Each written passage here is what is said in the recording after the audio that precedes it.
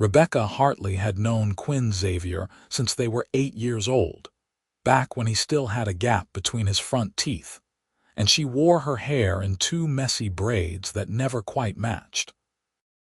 They met the summer his family moved into the house 3 doors down from hers in their quiet suburban neighborhood, and from the moment he'd asked if she wanted to ride bikes to the park, they'd been inseparable. That was 20 years ago, and in all that time, she'd never once imagined that the lanky boy who used to help her catch fireflies would become one of the wealthiest men in the country. Rebecca sat at her desk in the small elementary school where she taught 2nd grade, staring at her phone as the news alert flashed across the screen. Quinn's company, Xavier Pharmaceuticals, had just been valued at $12 billion after going public that morning. $12 billion. The number seemed impossible, almost ridiculous when she thought about the Quinn she knew, the one who still texted her terrible jokes and always remembered her birthday. She put the phone down and looked around her classroom, at the colorful alphabet letters taped to the walls and the stack of spelling tests she needed to grade. Her life felt very small in that moment, though not in a bad way, just different. Quinn's world had expanded into something vast and glittering, while hers had stayed comfortably contained within these 4 walls and the circle of family and friends she'd always known. Her phone buzzed. Quinn's name appeared on the screen. "Did you see?" his text read. "Crazy day." She smiled and typed back, "Saw the news. Congratulations, billionaire. Does this mean you're too important to grab pizza with me Friday?" The reply came almost instantly. "Same place, same time. I'm buying, though. I can finally afford it." Rebecca laughed out loud, startling one of the class hamsters awake. That was so typically Quinn, acting like he hadn't been able to afford pizza for the past decade. His company had been doing well for years, but he'd always lived modestly, at least compared to what she imagined wealthy people did. He drove a nice car, but not an ostentatious one. He lived in a beautiful downtown loft, but not a mansion. And most importantly, he still made time for their standing Friday pizza nights, a tradition they'd maintained since college. The rest of the week passed in its usual rhythm. Rebecca taught her students about the water cycle, broke up arguments over whose turn it was to be line leader, and helped little Emma Rodriguez finally understand subtraction. She loved her job with a fierce protectiveness that sometimes surprised her. When people asked if she'd ever wanted to do something else, something that paid better or had more prestige, she genuinely couldn't imagine what that would be.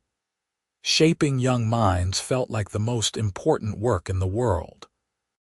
Friday evening found her at Marco's Pizza, their favorite spot since they were teenagers.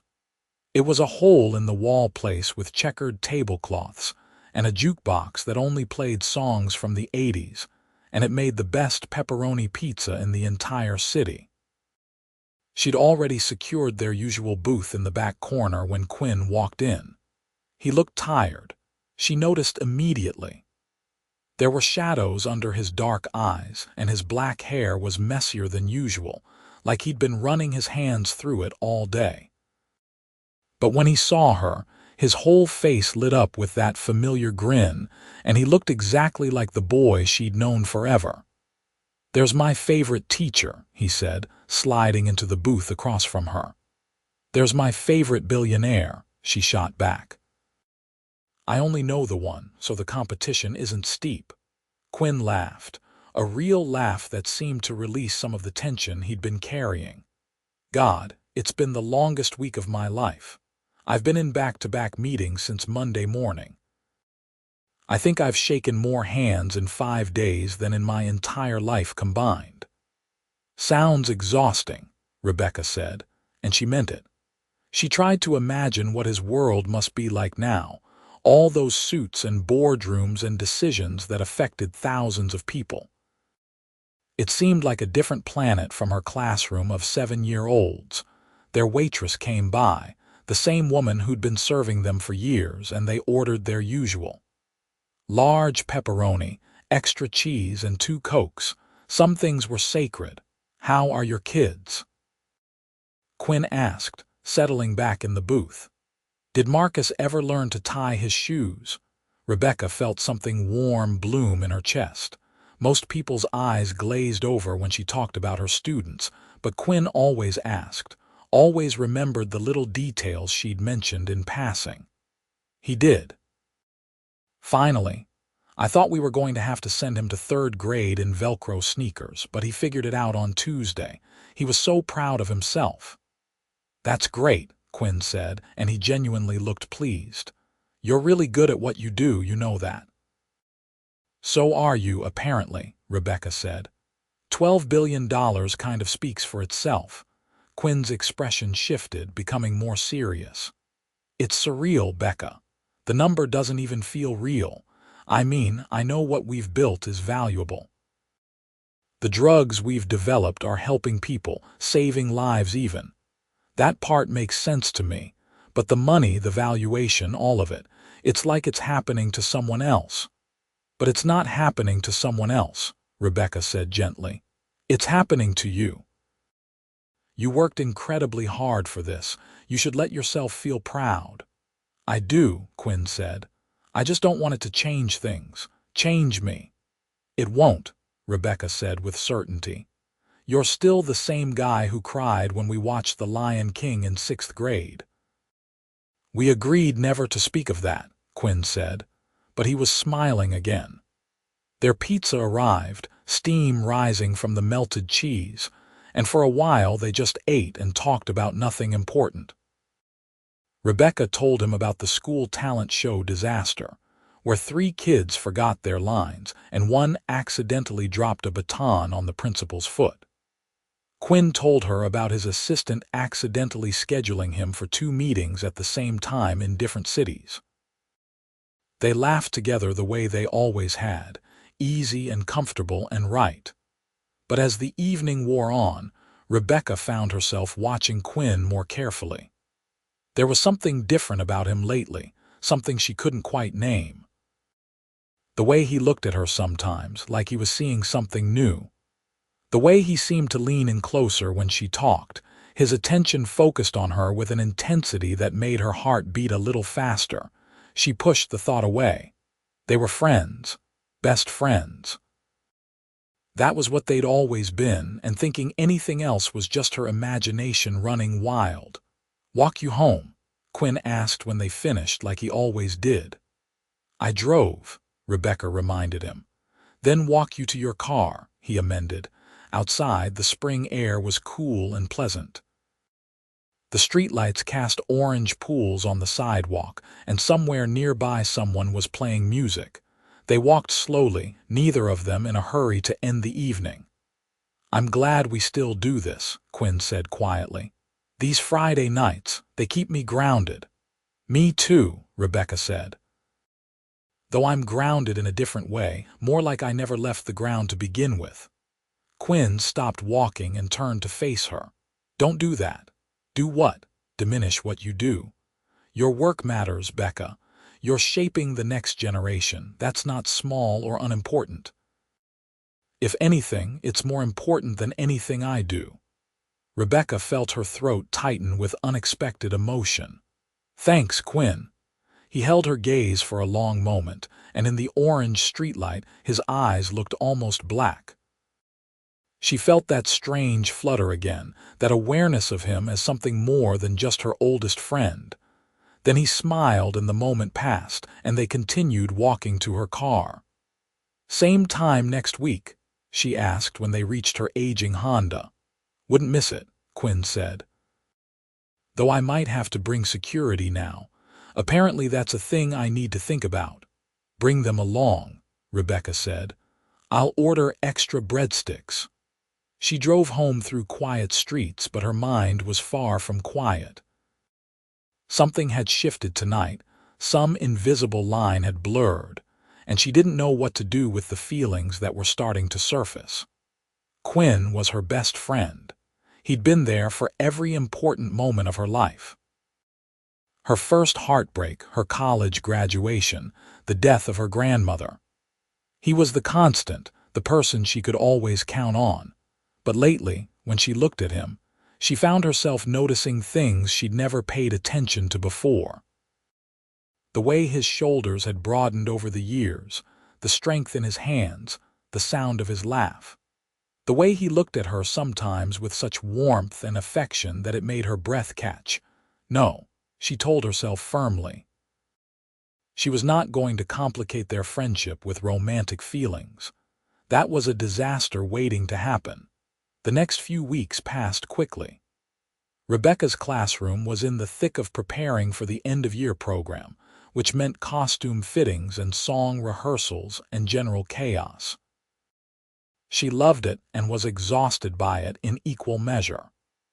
Quinn was busy too, traveling for meetings and interviews, his face appearing in business magazines and news segments. It was strange seeing him in that context, wearing expensive suits and talking about market strategies and pharmaceutical innovations. He seemed both familiar and foreign at the same time. They texted throughout, little snippets of their days. Quinn would send pictures of terrible airplane food or boring conference rooms. Rebecca would send photos of her students' misspelled sentences or their artwork. It was their way of staying connected even when life got hectic. Friday pizza nights continued, sacred and unchanged. Sometimes Quinn looked more tired than others, the weight of his responsibilities showing in the set of his shoulders. But he always showed up, and he always seemed to relax the moment he walked through Marco's door and saw her waiting. "I have to go to a gala next month," Quinn said one Friday in May, spinning his Coke glass between his hands. "It's some charity thing, very fancy, I'm dreading it." "Why?" Rebecca asked. "Free food, music, dancing, sounds fun." "You've never been to one of these things," Quinn said. "Everyone's performing. Everything's calculated. No one just talks like a normal person." "So bring someone who talks like a normal person," Rebecca suggested. "Bring a friend." Quinn looked up at her and there was something intense in his expression. "Would you come with me?" Rebecca felt her heart skip. "To the gala?" "Yeah. I know it's not your scene, but I think I'd actually enjoy it if you were there. You could make fun of the ridiculous ice sculptures with me." She should say no. Going to a fancy gala with Quinn, who was now officially a billionaire, dressed up in formal wear, spending an evening together in that context, it felt dangerous somehow. It felt like crossing a line, but the hope in his eyes, the slight vulnerability in his expression, made it impossible to refuse. "Okay," she said, "but I'm wearing comfortable shoes. I don't care how fancy it is." Quinn's face broke into a brilliant smile. "Deal. Thank you, Becca. Really." The next 2 weeks were consumed with finding a dress. Rebecca didn't own anything appropriate for a billionaire's gala, and her teacher's salary didn't exactly allow for designer gowns. Her best friend from college, Sarah, came to the rescue, taking her shopping and helping her find a deep green dress that was elegant without being too formal, sophisticated without being stuffy. "You look amazing," Sarah said when Rebecca tried it on. "Quinn's not going to know what hit him." "It's not like that," Rebecca protested. "We're just friends." Sarah gave her a look that said she wasn't buying it. "Becca, I've known you for 10 years. I've never seen you light up the way you do when you talk about Quinn, and from what you've told me, he looks at you the same way." "He's a billionaire now," Rebecca said quietly. "His world is so different from mine. Even if there was something there which there isn't, it would never work." "That's the dumbest thing I've ever heard you say," Sarah said bluntly. "And you once tried to convince me that you could train your cat to use the toilet. Money doesn't change who someone is fundamentally. Quinn is the same person he's always been, and you've been part of each other's lives for 20 years. That's not nothing." Rebecca wanted to argue, but she couldn't find the words, because deep down, She knew Sarah was right. Her feelings for Quinn had been changing, growing into something more than friendship, and that terrified her. The night of the gala arrived warm and clear. Quinn picked her up in a black car driven by someone else, which felt surreal. He got out when they pulled up to her apartment, and Rebecca's breath caught when she saw him. He wore a black tuxedo that fit him perfectly, his dark hair styled back, and he looked like something out of a movie. Handsome and successful and entirely out of her league. But then he saw her, and his eyes went wide, and he looked at her like she was the only person in the world. "Becca," he said softly, "you look beautiful." She felt heat rise to her cheeks. "You clean up pretty well yourself." The drive to the gala was spent in comfortable conversation, though Rebecca was intensely aware of Quinn sitting close beside her in the back of the car. She could smell his cologne, something subtle and expensive, and feel the warmth of his presence. The gala was held at the city's most prestigious hotel, in a ballroom that dripped with chandeliers and elegance. Women in designer gowns and men in tuxedos mingled with champagne glasses, and a string quartet played in the corner. It was exactly as intimidating as Rebecca had feared. But Quinn kept his hand on the small of her back, a gentle presence that steadied her. He introduced her to people with pride in his voice, calling her his oldest and best friend, making sure she was included in conversations. When someone was rude or dismissive, he smoothly steered her away. When she felt overwhelmed, he seemed to sense it and found them a quiet corner. "You okay?" he asked, handing her a glass of champagne. "Yeah," she said, surprised to find it was true.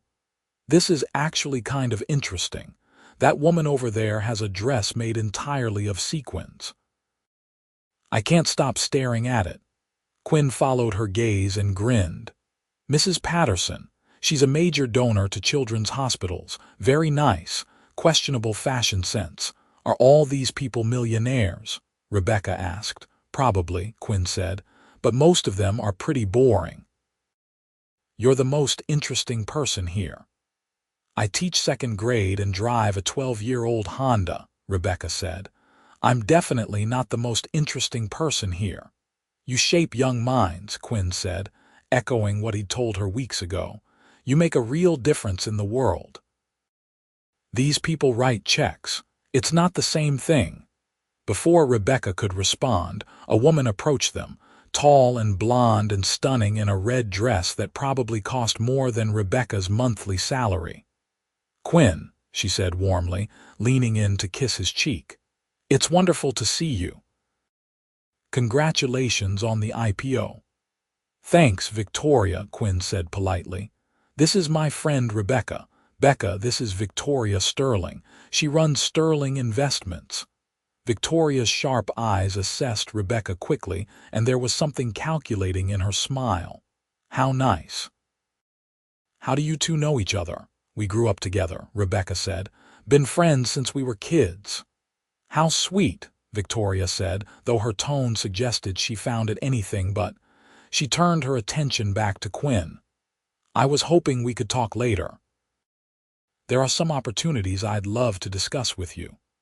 "I'm here with Rebecca tonight," Quinn said, and there was an edge to his voice that Rebecca had never heard before. "Maybe another time." Victoria's smile tightened, but she recovered quickly. "Of course. Enjoy your evening." As she walked away, Rebecca whispered, "I think she wanted to discuss more than just business opportunities." Quinn looked down at her, something fierce in his expression. "I'm not interested." The way he said it, the intensity behind the words, made Rebecca's heart race. She opened her mouth to say something, but then the lights dimmed and someone announced that dinner was being served. They sat at a table with several other people, all of whom seemed to know Quinn or want to know him. Rebecca found herself talking to the man on her other side, a doctor who ran a nonprofit providing medical care in underserved communities. He was interesting and kind, and they had a lovely conversation about the importance of education and healthcare working together. But she was aware of Quinn through the entire meal, of the way he kept glancing at her, of how his hand occasionally brushed against hers under the table. The casual touches felt deliberate, loaded with meaning. After dinner, the string quartet was replaced by a band, and people began dancing. Quinn stood and offered Rebecca his hand. "Dance with me," she should say no. Dancing with him felt intimate, dangerous, but she placed her hand in his and let him lead her to the dance floor. Quinn pulled her close, one hand at her waist, the other holding hers. They swayed to the music, and Rebecca tried to remember how to breathe normally. She could feel the solid warmth of him, the way they fit together perfectly.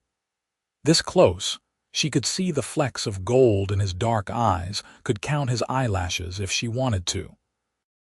"Thank you for coming tonight," Quinn said quietly. "I know this isn't your thing." "It's not so bad," Rebecca said. "The company helps." He smiled and they continued dancing. Other couples swirled around them, but Rebecca barely noticed.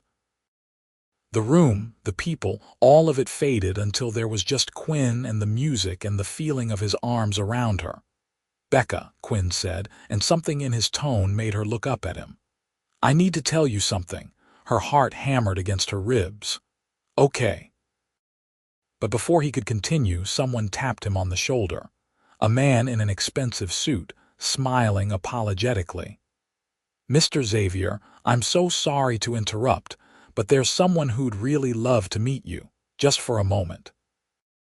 Rebecca saw frustration flash across Quinn's face, but he was too polite to refuse. "I'll be right back," he told her. "Don't go anywhere." She watched him walk away, surrounded almost immediately by a cluster of people all vying for his attention. This was his world now, she realized. A world where people constantly wanted something from him, where his time was never fully his own. How did she fit into that? How could she? Feeling suddenly overwhelmed, Rebecca slipped out of the ballroom and found a quiet balcony. The cool night air felt good on her flushed skin. The city stretched out below, lights twinkling like earthbound stars. Beautiful view, isn't it? She turned to find an older man stepping onto the balcony, holding a glass of scotch. He had silver hair and kind eyes, and something about him seemed familiar. "It is," Rebecca agreed. "I'm Richard Harrison," he said, extending his hand. "I'm on the board of Xavier Pharmaceuticals." Rebecca shook his hand. "Rebecca Hartley, I'm here with Quinn." "Ah, you're Rebecca," Richard said, and there was recognition in his voice. "Quinn talks about you often." "He does." "Constantly," Richard said with a warm smile. "You're his childhood friend, the teacher. He speaks of you with such affection. It's clear you're very important to him." Rebecca didn't know what to say to that. Richard continued, "I've known Quinn since his company was just an idea in a cramped laboratory. I've watched him build something remarkable, but I've also watched him struggle with the isolation that comes with success. The higher you climb, the lonelier it can get. People want things from you. They see the money, the power, not the person." He paused, taking a sip of his drink. "Quinn needs people in his life who knew him before all of this. People who see him, not his bank account. You're one of those people, aren't you?" "I've known him forever," Rebecca said softly. "He'll always just be Quinn to me, the boy who used to help me catch fireflies." Richard smiled. "Hold on to that, and don't let the money scare you away. In the end, it's just paper and numbers. What matters is what's in here." He tapped his chest. "Quinn has a good heart. I suspect you do too." Before Rebecca could respond, Quinn appeared in the doorway, slightly breathless, like he'd been searching for her. "There you are," he said. "I lost you." "I was just having a nice conversation with Richard," Rebecca said. "Keeping your girl company," Richard said with a knowing look. "She's lovely, Quinn. Don't let this one get away." He tipped his glass to them both and headed back inside. Quinn moved to stand beside Rebecca at the balcony railing. Sorry about that. Getting pulled away, I mean. It happens a lot lately. It's fine, Rebecca said. That's your life now. I don't want it to be, Quinn said. Not entirely. I don't want to become that person who's always networking, always on. That's not who I am. So don't, Rebecca said simply. You're still in control of your life, Quinn. You can set boundaries. He turned to look at her, and in the moonlight, his face was half shadow, half silver light. What if I told you that you're the boundary?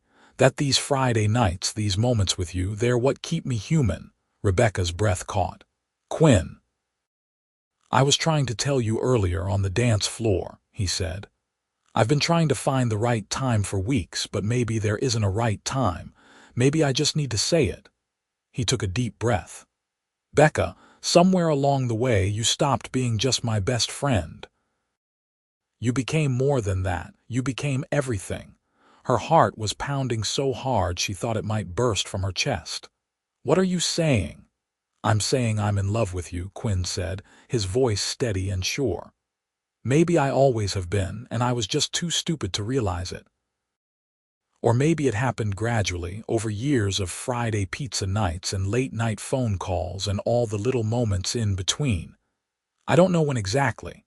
I just know that it's true. I love you, Rebecca Hartley. Not as my childhood friend, as the woman I want to spend my life with. The world seemed to stop spinning.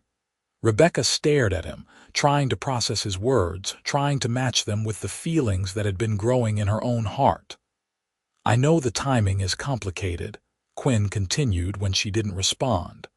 I know my life has gotten crazy lately. But you're the one constant, the one real thing in all of this. And I can't pretend anymore that I don't want more than friendship. I want to wake up next to you. I want to come home to you. I want to build a life with you. I'm a school teacher, Rebecca said, and even she wasn't sure if it was a protest or a statement of fact. You're a billionaire. Those worlds don't exactly mesh. So, Quinn said, who cares? Becca, I don't love you despite who you are. I love you because of who you are. You're kind and funny and passionate about what you do. You care about people, really care. You keep me grounded and make me laugh and see the world in ways I never would otherwise. Why would I care about whether our tax brackets match? People will judge, Rebecca said weakly. Let them, Quinn said. I've spent the last month being congratulated by people I don't care about. The only person whose opinion matters is yours. So I guess what I'm really asking is, do you feel the same way? Is there any chance you might love me too? Rebecca looked at him, really looked at him. At the boy who'd been her first real friend, who'd taught her to ride a bike without training wheels, who'd held her hand at her grandmother's funeral. At the man who still showed up every Friday without fail, who remembered the names of her students, who looked at her like she hung the moon. Yes, she whispered. God, yes, I love you too. I've been trying not to, trying to convince myself it was just our friendship, but I can't anymore. I love you, Quinn. The smile that broke across his face was brilliant, joyful, transformative. He cupped her face in his hands, his touch gentle despite the strength in his fingers. Can I kiss you? Instead of answering, Rebecca rose on her toes and closed the distance between them. The kiss was soft at first, tentative, like they were both still adjusting to this new reality. But then Quinn pulled her closer, and the kiss deepened, becoming something more passionate, more desperate. 20 years of friendship, of love that had grown and changed and finally bloomed into something neither of them could deny anymore. When they finally pulled apart, both breathing hard, Quinn rested his forehead against hers. I've wanted to do that for so long. Me too, Rebecca admitted. I just didn't know it until recently. They stayed on that balcony for a long time, holding each other, talking and kissing and laughing. The gala continued inside without them, but neither cared. They had found something far more valuable than any of the wealth or connections inside that ballroom. Eventually they went back inside, but everything felt different now. Quinn held her hand openly, possessively. When people approached him, he introduced her not as his friend, but as the woman he loved. Rebecca felt like she was glowing from the inside out, like joy was radiating from her pores. The ride home was spent wrapped in each other's arms in the back of the car. Quinn kept kissing her temple, her cheek, her lips, like he couldn't quite believe she was real. "Stay with me tonight," he said when they pulled up to her apartment. "Not for anything except to be together." "I'm not ready to say good night yet." Rebecca should go inside, should take things slow, but she didn't want to be apart from him either. "Okay." They went to Quinn's loft, a spacious industrial space with high ceilings and huge windows overlooking the city. Rebecca had been there dozens of times, but it felt different now, more intimate. They stood in his living room, still in their formal wear, and Quinn pulled her close again. "I can't believe this is real," he murmured. "I was so scared you didn't feel the same way, that I'd ruin our friendship." "You could never ruin it," Rebecca said. "Even if I hadn't felt the same way, you could never ruin what we have." They changed into comfortable clothes, Quinn lending her a t-shirt and sweatpants.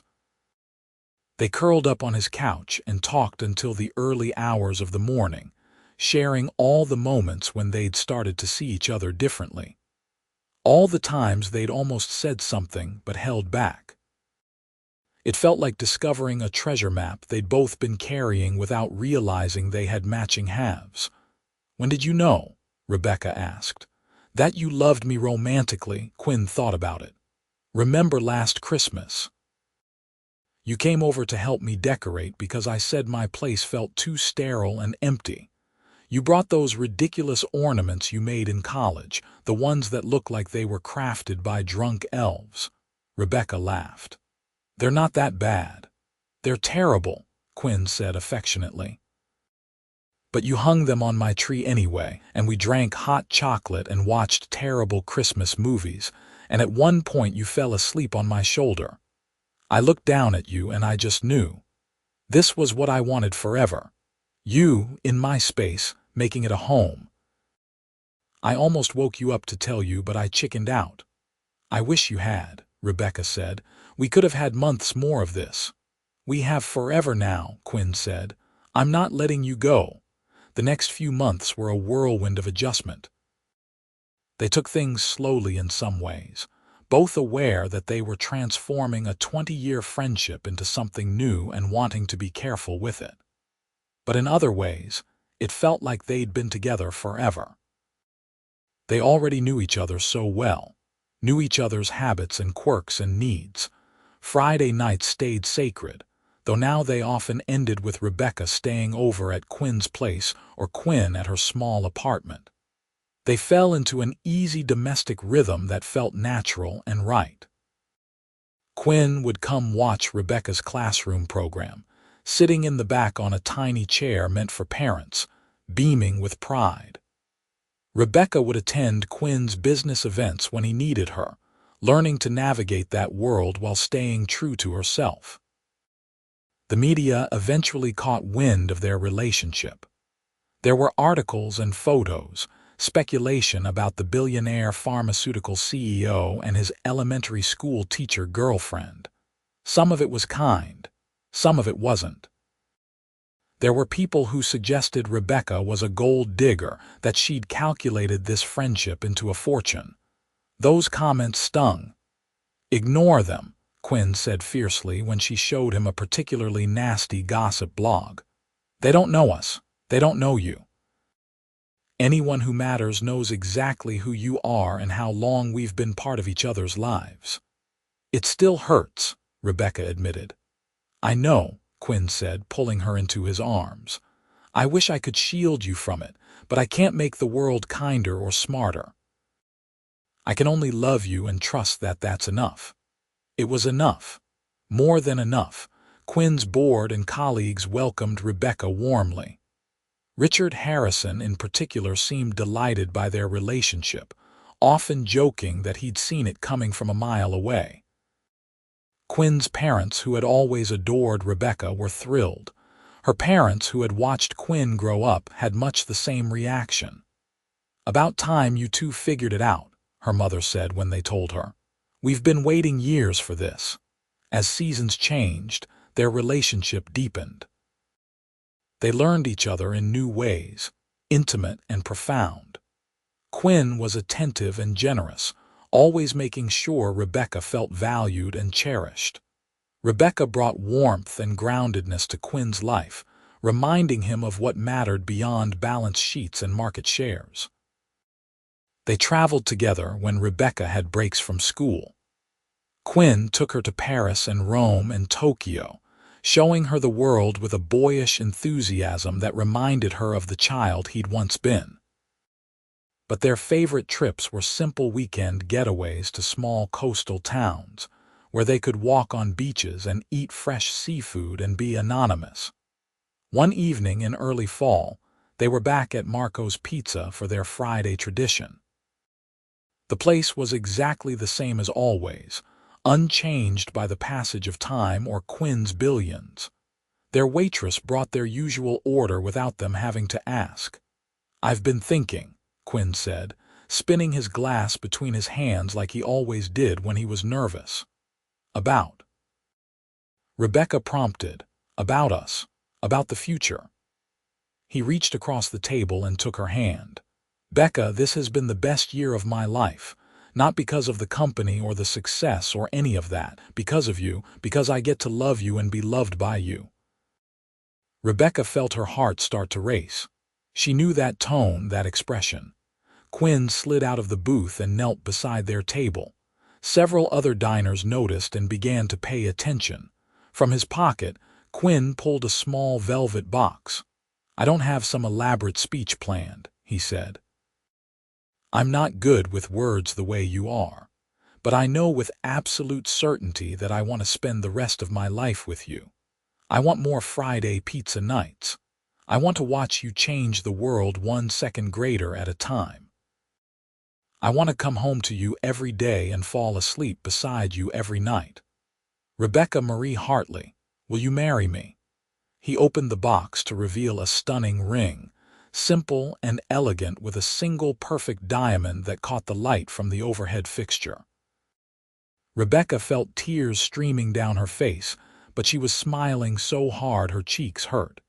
"Yes, of course yes." The entire restaurant erupted in applause as Quinn slipped the ring onto her finger and kissed her. Their waitress was crying. Even the grumpy cook came out of the kitchen to congratulate them. "I love you," Quinn said, holding her close.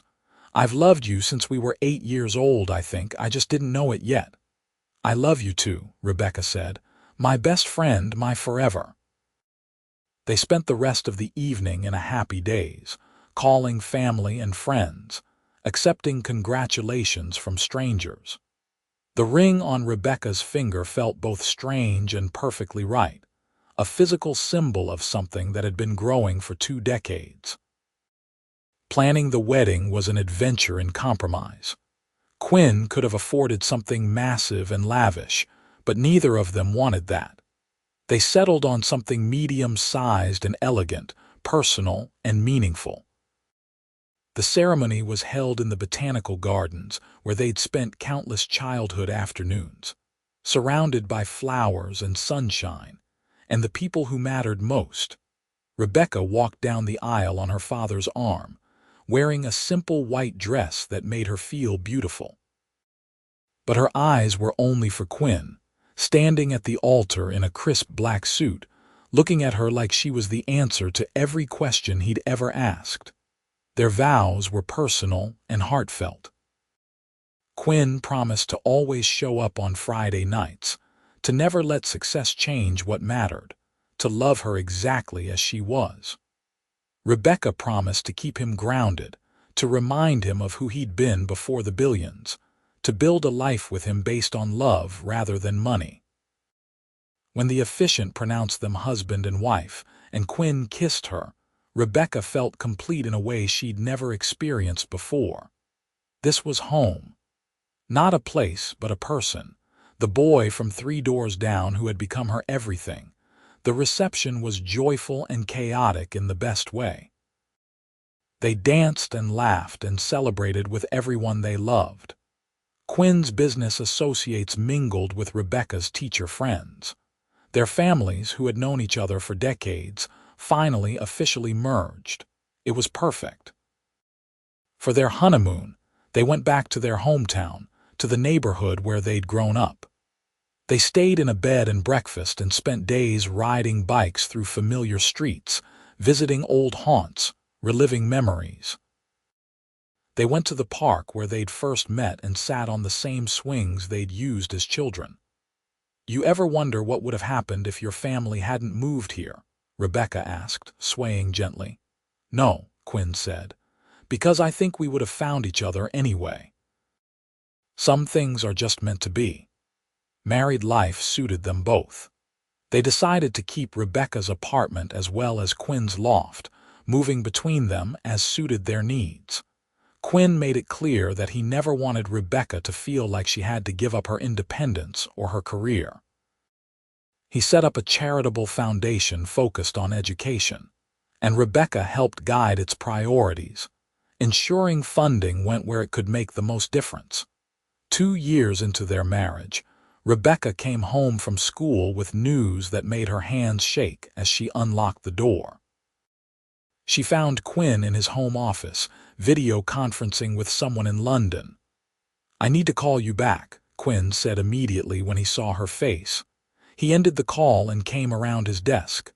"What's wrong? Are you okay?" "I'm pregnant," Rebecca blurted out. Quinn froze. Then slowly, like sunrise breaking over the horizon, joy spread across his face. "Really, really," Rebecca said, laughing and crying at the same time. "I took 3 tests to be sure. We're going to have a baby." Quinn swept her into his arms, spinning her around carefully. "We're having a baby." "Oh my God, Becca. We're going to be parents." They spent that evening planning, dreaming, imagining their future. Quinn was adamant that he wanted to be an active, present father. He'd already been working on delegating more at the company, trusting his team to handle day-to-day operations. This just solidified his priorities. "I don't want to be the dad who misses recitals and school plays because of work," he said. "I want to be there for everything." "You will be," Rebecca said with certainty. "I know you will." The pregnancy was smooth and healthy. Quinn went to every appointment, asked a million questions, read every parenting book he could find. He set up a nursery in both their homes, painting walls himself and assembling furniture with endearing determination. Rebecca watched him nest and fuss and plan, falling even more in love with him. Their daughter was born on a snowy December evening, arriving with a lusty cry that made them both laugh through tears. They named her Grace Eleanor Xavier, and she was perfect. Tiny and red-faced and absolutely perfect. Quinn held his daughter with shaking hands, looking down at her with an expression of such pure love that Rebecca felt her heart might burst. "Hi, Gracie," he whispered. "I'm your dad. I've been waiting to meet you." Parenthood transformed them both. Rebecca took maternity leave from teaching, relishing the time with her daughter. Quinn scaled back his work hours significantly, making it clear to everyone that his family came first. They spent those early months in a sleepless, love-filled haze, learning how to be parents together. Gracie was 6 months old when they had another Friday pizza night at Marco's, now expanded to include a baby carrier and a diaper bag.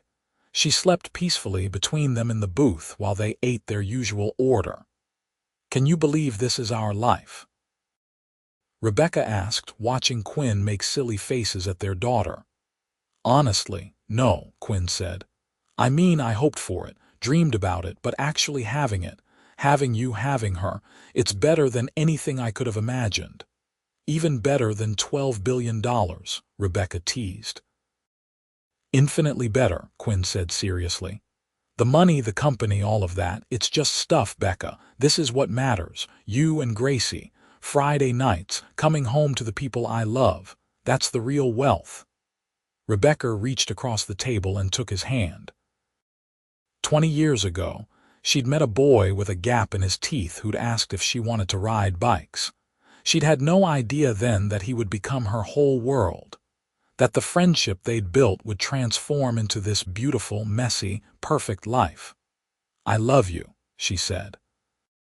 "I love you too," Quinn said. "Always have. Always will." As they left the restaurant that night, Gracie sleeping in her carrier and Quinn's arm around Rebecca's shoulders, she looked back at their usual booth. So much had happened in their lives, so much had changed. But some things remained constant. Some loves were meant to grow and transform and last forever. They walked to their car through the cool evening air, a family now, built on a foundation of 2 decades of friendship and trust and love. Rebecca thought about the girl she'd been, the one who wore mismatched braids and caught fireflies. She thought about the woman she'd become, the teacher and wife and mother. And she thought about Quinn, the constant through all of it, the best friend who'd become her soulmate. Their story wasn't one of dramatic rescue or instant attraction. It was quieter than that, built slowly over years of showing up for each other. It was Friday pizza nights and late-night phone calls and being present through every up and down. It was knowing someone's worst qualities and loving them anyway. It was growing together instead of growing apart. As they drove home through familiar streets, Rebecca understood what Richard Harrison had told her that night at the gala. In the end, money and success didn't matter nearly as much as what was in someone's heart. Quinn had billions of dollars, but his real wealth was in the love he gave so freely, the way he valued people over profit, the way he'd never forgotten where he came from or who'd been with him from the start. She had been his childhood friend, and yes, she'd been unaware that the friend would become her forever. But looking back now, maybe part of her had always known. Maybe that's why she'd held onto their friendship so fiercely through all the years and changes. Maybe her heart had recognized his as a match even when her mind hadn't caught up yet. Gracie stirred in her car seat, making small baby noises. Quinn glanced back at her, then over at Rebecca, and smiled that familiar smile she'd known for more than 20 years. "What are you thinking about?" he asked. "How lucky I am," Rebecca said honestly. "How grateful." "Me too," Quinn said. "Every single day." They pulled into their driveway and together they brought their sleeping daughter inside. Later, after Gracie was settled in her crib and they were curled up together in bed, Quinn held Rebecca close and whispered, "Thank you." "For what?" "For being my friend all those years. For seeing me, not the money, for loving me, for building this life with me, for everything." Rebecca kissed him softly. "Thank you for the same, and for showing up every Friday for 2 decades. Consistency is sexy." Quinn laughed quietly. "Is that what won you over, my dedication to pizza night, among other things?" Rebecca said. "Your kindness, your laugh. The way you care about what matters. The way you've always made me feel important." "You are important," Quinn said. "You're everything." They fell asleep like that, wrapped around each other, their daughter sleeping peacefully in the next room. Outside their window, the city lights twinkled, and somewhere across town, Marco's Pizza closed for the night, the booth in the back corner waiting for next Friday. Over the following years, their family grew. Another daughter arrived, Caroline Sophia Xavier, with her father's dark eyes and her mother's bright smile. Their lives were full and chaotic and wonderful. Rebecca went back to teaching part-time, unable to stay away from the classroom forever. Quinn continued running Xavier Pharmaceuticals, but maintained strict boundaries around his time, never missing a school event or family dinner. They bought a house in the suburbs, not far from where they'd grown up. It had a big backyard where their daughters could play, and importantly, it was only a few blocks from their old neighborhood. Sometimes they'd take the girls for walks past their childhood homes, telling them stories about catching fireflies and riding bikes and becoming friends. "Your daddy and I have known each other forever," Rebecca told Gracie one evening as they walked. Caroline was strapped to Quinn's chest in a carrier, already half asleep. "Like princesses and princes in stories?" Gracie asked. She was 4 now, obsessed with fairy tales. "Better than that," Quinn said, "because we were friends first. We liked each other before we loved each other." "I like you, Mama," Gracie said seriously. "And I love you." "That's how it should be," Rebecca said, ruffling her daughter's hair. "The best love comes from liking someone first." Quinn caught her eye over Gracie's head and smiled, and Rebecca felt that familiar warmth flood through her. After all these years, he could still make her heart race with just a look. Their Friday night tradition expanded to include the girls. Marco's Pizza remained their regular spot, and the staff had watched their family grow with the same warm interest they'd shown Rebecca and Quinn for decades. The owner kept their usual booth unofficially reserved, knowing they'd show up at 6:30 every Friday like clockwork. "This is where Daddy proposed to me," Rebecca told Gracie one Friday night while they waited for their food. Caroline was coloring on the kids' menu at her side. "Tell the story," Gracie demanded. She never tired of hearing about the proposal. So Quinn told it again, embellishing slightly for drama, making their daughters giggle. Rebecca watched him with their children, saw how present and engaged he was, and felt overwhelmed with gratitude for the life they'd built. When Rebecca turned 38, Quinn threw her a surprise party. He invited her students, their parents, his colleagues, their families, everyone who mattered in their lives. It was held in the backyard of their home, decorated with streamers and balloons and a banner that read "Best Teacher, Best Wife, Best Mom." "You did all this?" Rebecca asked, looking around in amazement. "I had help," Quinn admitted. "Gracie made some of the decorations. Caroline mostly just ate glue." Rebecca laughed and kissed him. "I love you. This is perfect." "You're perfect," Quinn said. "Every year with you is better than the last." The party was chaotic and joyful. Her students presented her with handmade cards that made her cry. Quinn's business partner gave a toast about how Rebecca had humanized the billionaire CEO, making him better at his job because she'd made him better at being a person. Her parents shared embarrassing childhood stories while Quinn's parents did the same, ganging up on them both with nostalgic affection.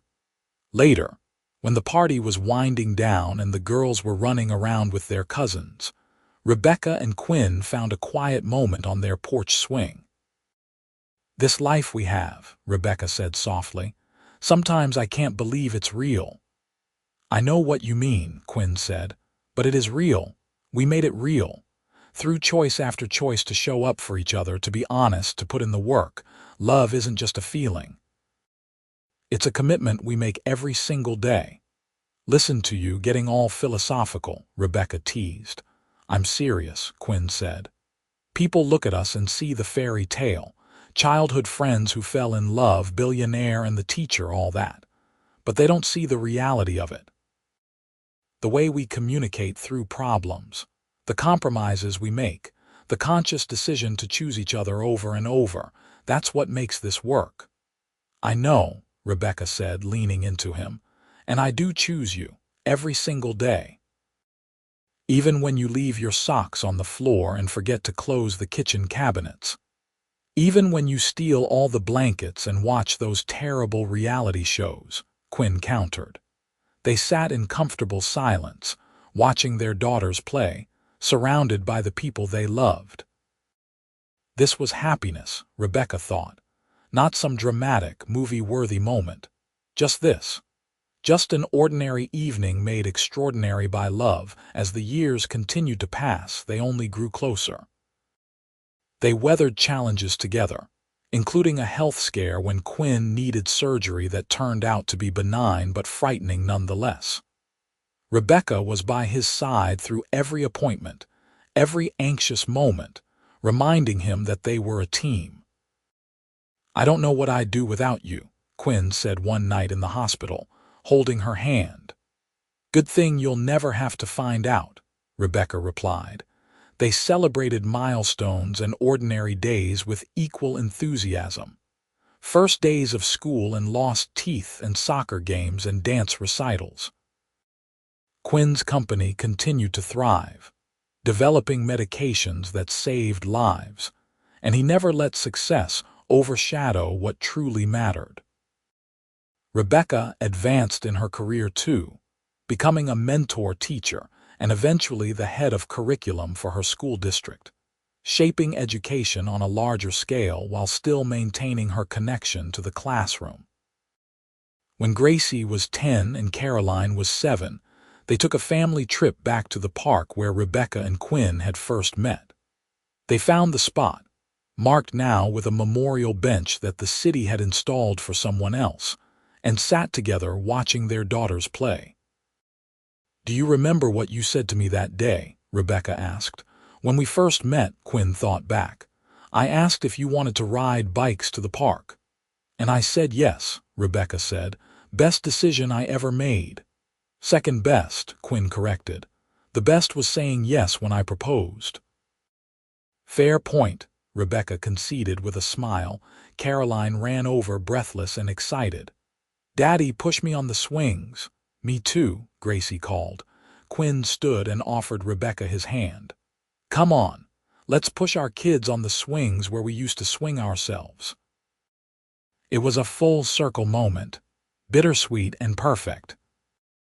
They pushed their daughters higher and higher while the girls shrieked with delight, and Rebecca thought about the passage of time, about how the boy pushing Gracie had once been a boy on those same swings, about how love could be both a lightning bolt and a slow burn, about how the best relationships were built on foundations of friendship that lasted decades.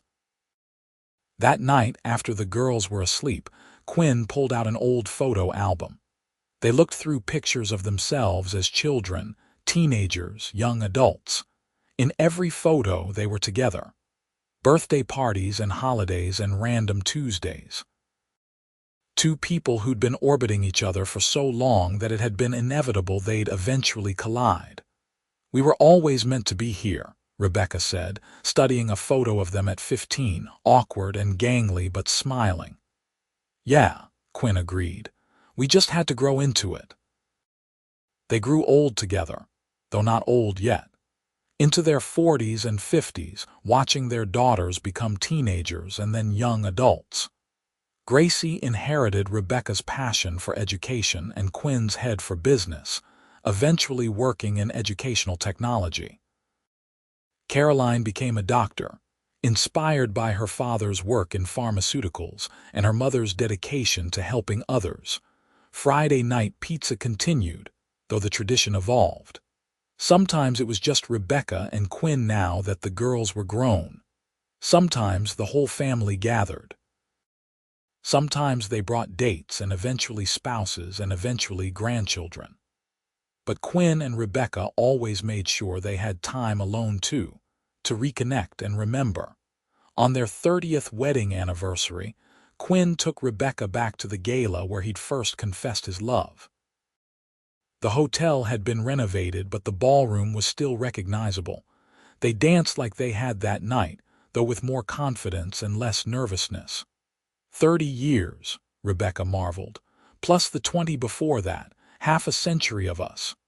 "Best 50 years of my life," Quinn said. "They're the only 50 years of your life," Rebecca pointed out. "Exactly," Quinn said. "You've been there for all of it. Everything good that's ever happened to me has been better because I got to share it with you." They kept dancing, and Rebecca felt the same flutter in her heart that she'd felt at 28 on that balcony, when Quinn had first told her he loved her. Time hadn't diminished what they felt. If anything, it had deepened it, aged it like fine wine until what they had was rich and complex and infinitely precious. "I love you," she said. "I love you too," Quinn replied. My best friend, my wife, my forever. And that was the truth of it. She had been his childhood friend, unaware that the friend would become his forever. But now she knew. Now they both knew. Love wasn't always dramatic or instant. Sometimes it was quiet and patient, growing slowly over decades until it became the most important force in your life. Sometimes the best romances were the ones that started with friendship, built on mutual respect and genuine affection, transformed by time and choice into something unbreakable. They had found something rare and beautiful. Not because they were perfect, but because they'd chosen each other every single day for 50 years. Through childhood and adolescence, through friendship and romance, through marriage and parenthood and everything that came after. They'd shown up. They'd been present. They'd loved each other fiercely and gently and consistently. As they left the gala that night, walking hand in hand to their car, Rebecca thought about the 8-year-old girl she'd been, meeting a boy with a gap in his teeth. If she could go back and tell that little girl what the future held, she wouldn't. The surprise, the gradual unfolding of their love story had been part of its magic, but she'd tell her this: hold onto this friendship, nurture it, protect it. Because that boy with the gap in his teeth and the easy smile, he's going to become your whole world. He's going to be your best friend and your true love and the father of your children. He's going to build an empire but never forget where he came from. He's going to love you exactly as you are, and you're going to love him the same way. And it's going to be the greatest adventure of your life. Rebecca squeezed Quinn's hand as they drove home, and he squeezed back, a silent conversation of love and understanding. 50 years and they still fit together perfectly. 50 years and she still chose him. 50 years and it still felt like they were just beginning. That was the power of real love. It didn't fade or diminish. It only grew, expanding to fill all the spaces of your life until you couldn't imagine existing without it. Quinn had been her constant for half a century, and she'd been his. They'd built something beautiful together, something lasting and true. As they pulled into their driveway, the house that held decades of memories, Quinn turned to her and smiled. That same smile she'd known since she was 8 years old. That smile that meant home and safety and unconditional love. Same time next Friday. He asked, referencing their sacred tradition. Wouldn't miss it, Rebecca replied, and she meant it. Through all the years that remained, however many there would be, she'd keep showing up, keep choosing him, keep loving him with everything she had. Because some friendships were meant to transform into forever loves. Some childhood bonds were meant to grow into marriages that lasted lifetimes. And some people were just meant to find each other early and hold on tight, building something extraordinary out of ordinary moments and unwavering devotion. Rebecca and Quinn were those people. They'd found each other at 8 years old, and they'd never let go. Through childhood and adulthood, through billions of dollars and classroom transformations, through every challenge and triumph, they'd stayed true to each other and to the love they'd built so carefully over so many years. That was their story. Not a fairy tale exactly, but something better. Something real and earned and absolutely worth every moment it took to create. A love story 50 years in the making, and one that would continue for all the years they had left. Forever started that day in the park when Quinn asked if she wanted to ride bikes. It just took Rebecca 20 years to realize it. But now she knew with absolute certainty that every day with Quinn was a gift. Every Friday pizza night was sacred. Every moment together was precious. She had been his childhood friend. She had been unaware the friend would become his forever. But now she was simply his and he was hers, and that was all that mattered. That was everything.